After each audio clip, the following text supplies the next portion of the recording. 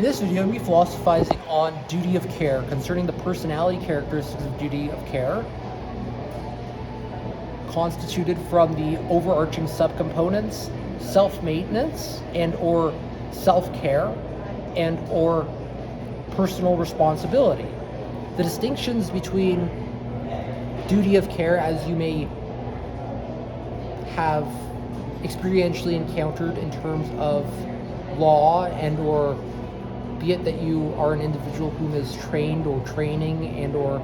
who may be a medical student and or an individual who is practicing medicine and yet may have experienced the need to cultivate one's knowledge of duty of care and may or may not hold the self-knowledge and or self-awareness. That's not necessarily unique to law or medicine. The individual whom is the average citizen is responsible for conducting their own duty of care within their daily affairs, meaning that there are certain expectations for satisfying one's essential and or necessitated needs to avoid engaging in negligent, irresponsible conducts that result in misconducts and or legal violations, be it that duty of care is mostly learned about in the courts, yet is always some proactive existing component, part and or process of one's existentia one should be cognizant of, optimizing one's subjective well-being in terms of the optimal duty of care. And yet it's often in the cases of negligence that individuals learn that they should have the whole time been engaging the appropriate duty of care, not conducting themselves to learn that they were engaging in misconducts negligently. Not to mean that duty of care in the communications as I am defining personality characteristics within duty of care is the same that is considered within the strict evaluations of, say, law and or medicine, be it that certain component parts and or processes is exactly what I'm talking about, yet I'm talking about duty of care in a more big picture conceptualizing framework that allowances for clear identification of the distinct component parts and or processes within personality characteristics that engage the appropriate duty of care within in terms of satisfying certain self-preferences within an individual's needs and needs that pertain to distinctions existingly organic to essential and or necessitated psychological needs, deprivations, to the existingly meaningful satisfaction of those deprivations, to allowance for the expected healthy psychological functioning within conducts, avoiding the negligent harms within misconducts, meaning that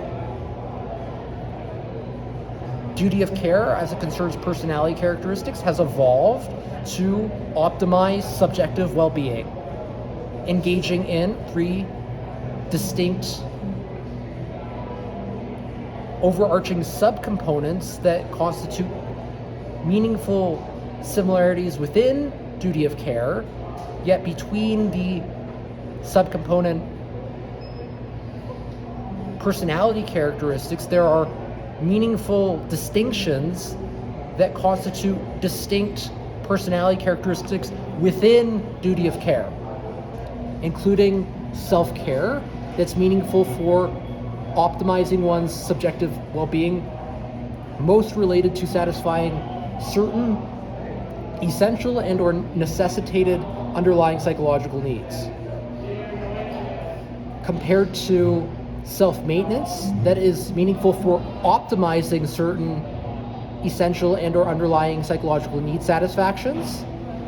in relation to often developing and or elaborating healthy psychological functioning, compared to personal responsibility that is more related to, similarly to self-maintenance, often may optimize, yet this is not what's central to personal responsibility. Personal responsibility is more related to engaging the responsible conducts instead of the irresponsible misconducts that are harmful and or more likely to result in negligence. Compared to self-care, on the opposite end of self-care, you have self-harm that's associated often with threat and or injury and or harm to satisfying certain essential and or necessary psychological needs. Compared to self-maintenance, on the opposite end, you often see individuals who struggle with personal hygiene. Yet, defining the opposite of self-maintenance is a little bit more difficult in terms of constituting it as the lack of hygiene, and it's more meaningful to consider the opposite and the opposite polar end of self-maintenance as indecency, in terms of engaging in undecent conducts that are more likely to result in illness and or disease from failing to engage in the expected self-maintenance in terms mostly of grooming and or engaging even meaningful pursuits in one's life, to be more likely to experience resentments and or hatred towards other individuals from indecency in terms of one's own failure to engage self-maintenance, compared to personal responsibility that is more clearly associated with negligence. Yet when you aggregate the personal responsibility and or self-care and or self-maintenance, the opposite of duty of care is negligence. It's not necessarily quite the same as personal responsibility. Yet personal responsibility is within duty of care, and the opposite of personal responsibility is irresponsibility. Though there is little distinction in what constitutes irresponsible conducts from negligent conducts. Does not necessarily mean that there are no meaningful distinctions, yet there are more meaningful similarities within what constitutes negligence and what constitutes irresponsible conducts. Negligence tends to pertain to distinctions in whether or not you held the self-knowledge and or self-awareness you should hold the appropriate self-knowledge and or self-awareness had you been engaging the appropriate duty of care. Yet, as a result of not engaging the appropriate duty of care, you lack the appropriate self-knowledge and or self-awareness, be it that you do not hold the self-knowledge and or self-awareness is not a meaningful excuse nor justification, compared to engaging irresponsible misconducts and or being irresponsible. One uniquely holds self-knowledge and or self-awareness into the guilt for conducting irresponsible misconducts and or being irresponsible. So self-knowledge and or self-awareness is the distinguishing meaningful variable. Yet as we evaluate duty of care in relation to other personality characteristics, duty of care is not necessarily what is most meaningfully responsible for self-knowledge or self-awareness. The variance is more meaningfully explained alone by openness to exploration and or more meaningfully similar to some variance in terms of emotional intelligence. And this should be expected, as self-knowledge and or self-awareness is most related often to engaging in self-care and or personal responsibility, yet often it is exploring oneself and or engaging more one's intellect that allowances for the cultivation of self-knowledge and or self-awareness that's meaningful, compared to what one may perceive to be meaningful to the self, and yet within a week and or 2 weeks and or a month and or a year and or a decade may be grotesquely wrong in terms of what they had thought was a meaningful self-evaluation to infer what is accurate about one's own self-knowledge and or self-awareness, to ultimately be more self-intelligent and or have accurate self-knowledge and or self-awareness cultivated from self-discovery, which is directly and or indirectly positively related to openness to exploration, not necessarily engaging domain-specific self-care and or self-maintenance practices and or undertaking more difficult, burdensome, trying self-tasks with the undertaking of the necessarily necessary conditions to the exclusion of the unnecessary conditions more likely to result in negligence and or self-harm, to uniquely voluntary suffering and or responsibility that one undertakes appropriately the necessary conditions most meaningfully in order to allowance for the most responsible conducts to be cultivated within, be it that one is moderately high in personal responsibility, may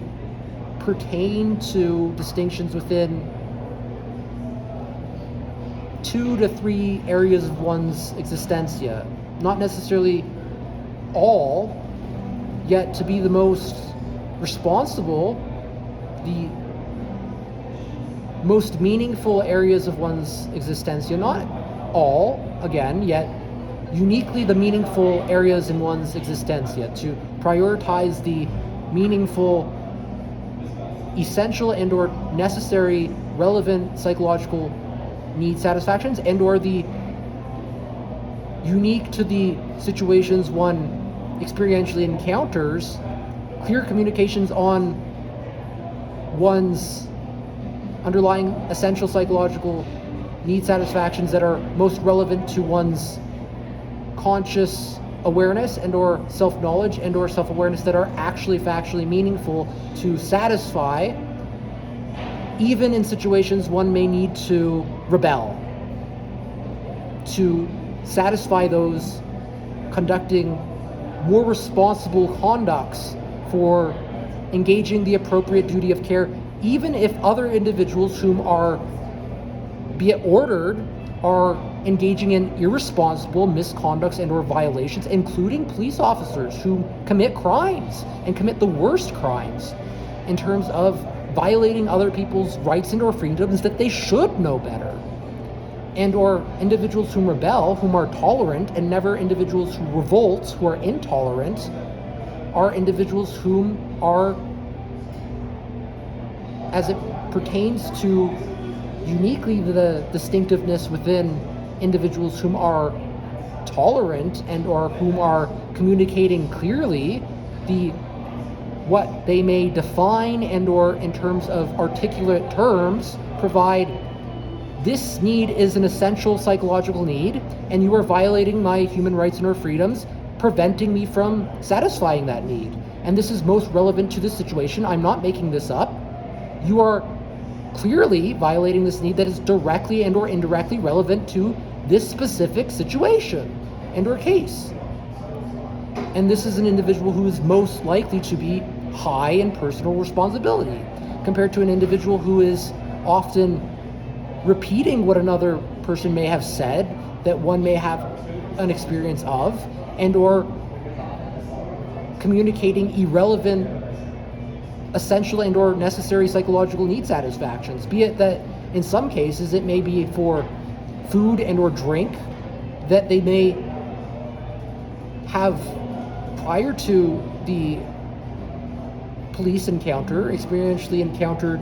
their own underlying psychological need satisfactions, feeling quite full and even communicating and or boasting about being full, and yet are claiming that they need to eat more food and that they can't comply with the request as their underlying psychological need satisfactions have been inappropriately met, which is a blatant lie and or irresponsible in terms of even perhaps the individual being able to, whom is being pestered by the individual,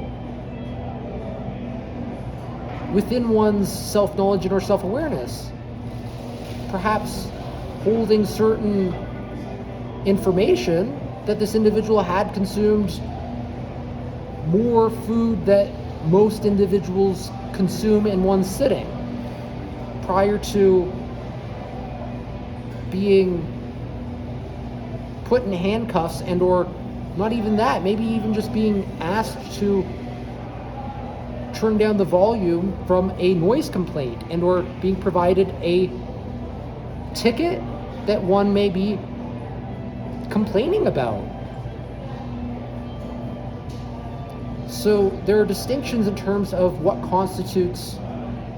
personal responsibility and or the moderate compared to the high end of the distribution